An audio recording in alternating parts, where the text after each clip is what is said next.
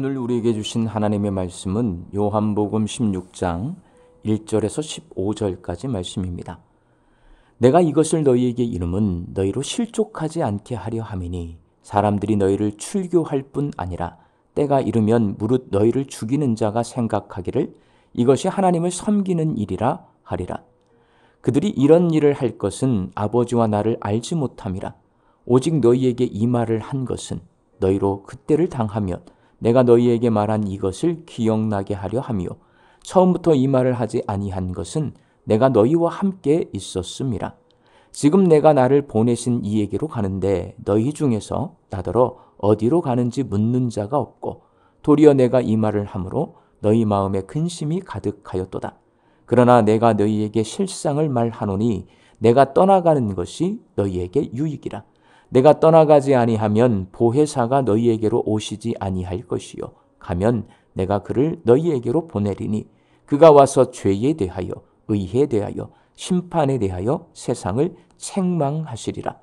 죄에 대하여라 함은 그들이 나를 믿지 아니함이요 의에 대하여라 함은 내가 아버지께로 가니 너희가 다시 나를 보지 못함이요 심판에 대하여라 함은 이 세상 임금이 심판을 받았음이라. 내가 아직도 너희에게 이를 것이 많으나 지금은 너희가 감당하지 못하리라. 그러나 진리의 성령이 오시면 그가 너희를 모든 진리 가운데로 인도하시리니 그가 스스로 말하지 않고 오직 들은 것을 말하며 장래일을 너희에게 알리시리라. 그가 내 영광을 나타내리니 내 것을 가지고 너희에게 알리시겠음이라. 무릇 아버지께 있는 것은 다 내 것이라. 그러므로 내가 말하기를 그가 내 것을 가지고 너희에게 알리시리라 하였노라. 아멘. 요한복음은 예수님께서 성령님에 대해 소개하는 내용을 아주 상세하게 기록해 놓고 있습니다.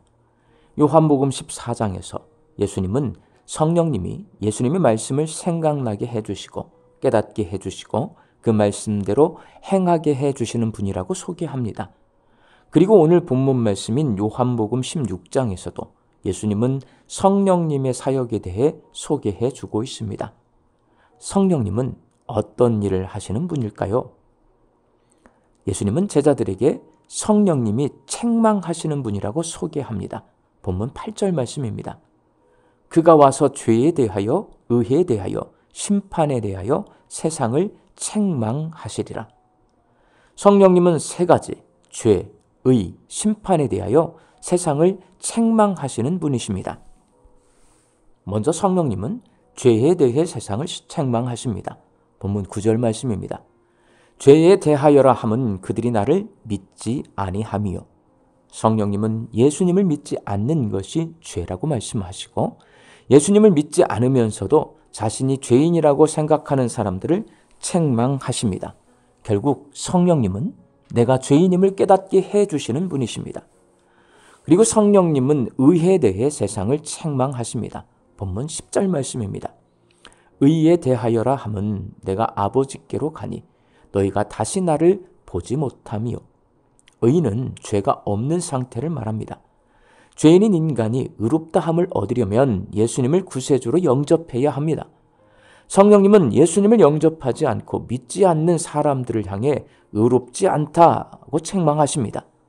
결국 성령님은 사람들에게 예수님이 누구신지를 깨닫게 해주시는 분이시고 예수님을 믿으라고 말씀하시는 분이십니다. 또한 성령님은 심판에 대해 세상을 책망하십니다. 본문 10절 말씀입니다. 심판에 대하여라 함은 이 세상 임금이 심판을 받았습니다. 이 세상 임금은 사탄입니다. 죄짓게 해서 인간을 멸망시키는 임금입니다. 그 임금이 심판받았다는 것은 죄의 끝이 심판이라는 것을 경고하고 있습니다. 심판은 두 가지 것을 말해줍니다. 내가 지은 죄에 대하여 따진다는 것과 심판 이후에 벌을 받게 될 것이라는 경고입니다. 심판 후에 주어지는 벌은 영원한 지옥의 형벌입니다.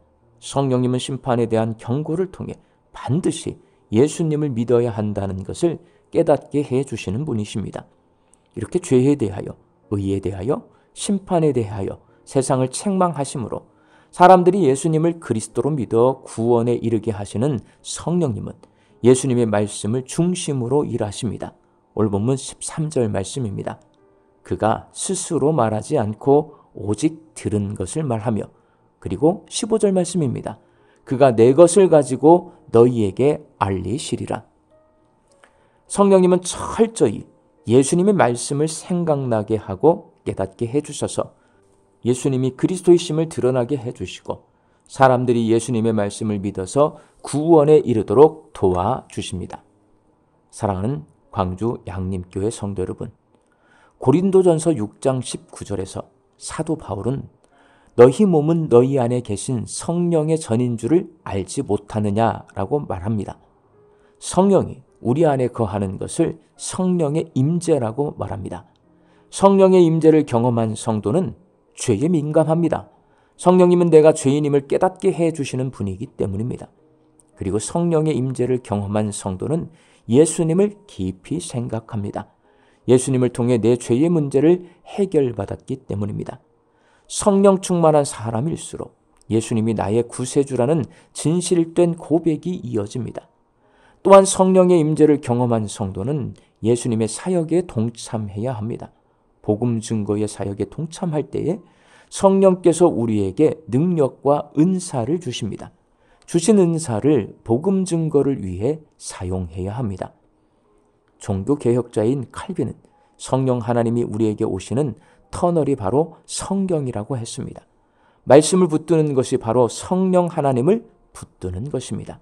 말씀을 붙들고 성령님의 임재 가운데 거하고 성령 임재를 통해 예수님의 영광을 드러내는 복음 증거의 삶을 사시는 광주 양림교회 성도들이 되시기를 주님의 이름으로 축원합니다. 함께 기도하겠습니다. 우리가 예수님을 그리스도로 하나님으로 믿고 고백하는 이유는 성령님께서 내 안에 임재해 계시기 때문입니다. 내 안에 성령을 모시고 살아가는 저희들이 죄에 대해 민감하게 하여 주옵소서. 예수님을 깊이 생각할 수 있게 하여 주시옵소서. 또한 예수님의 사역에 동참하게 하여 주옵소서. 주의 말씀을 붙들고 복음 증거의 삶을 살아서 예수님의 영광을 드러내는 저희들의 인생이 되게 하여 주옵소서. 말씀 듣고 세상을 향해 나아갑니다. 이 하루도 부지런히 열심히 일하며 살아가는 광주 양림교회 성도들의 모든 일터 위에 하나님 주시는 일용할 양식이 풍족히 채워지고 감사가 넘치고 찬송이 넘치고 자족하는 인생을 사는 우리 양림교회 성도들 되게 하여 주옵소서. 흩어져 살고 있는 우리 가족과 자녀들을 위하여 간절히 기도합니다. 하나님, 믿음의 반석 위에 그들의 인생을 든든히 세울 수 있도록 주님 도와주시어서 하나님을 예배하는 예배자로, 하나님을 향해 간구하는 기도자로, 주께서 맡겨주신 일들에 순종하는 봉사자로 살게 하여 주옵소서. 육신 연약할 선악계를 간구하는 환우들이 있습니다. 예수님의 능력으로 치유함을 얻게 하여 주시옵시고 오랜 시간 침상에 누워 계시는 장기 환우들과 어르신들이 천국 소망 붙들고 오늘 이 하루를 살게 하여 주옵시며 애쓰고 힘써서 돌보는 가족들 위에 새 힘을 더하여 주옵소서. 예수님의 이름으로 기도하옵나이다. 아멘.